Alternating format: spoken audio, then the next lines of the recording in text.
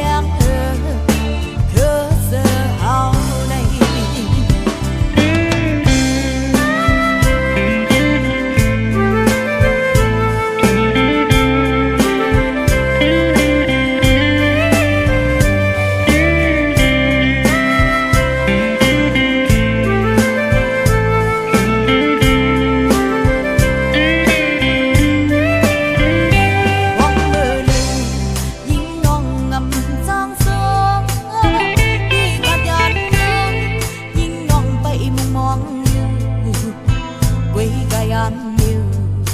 giờ đừng trái na ao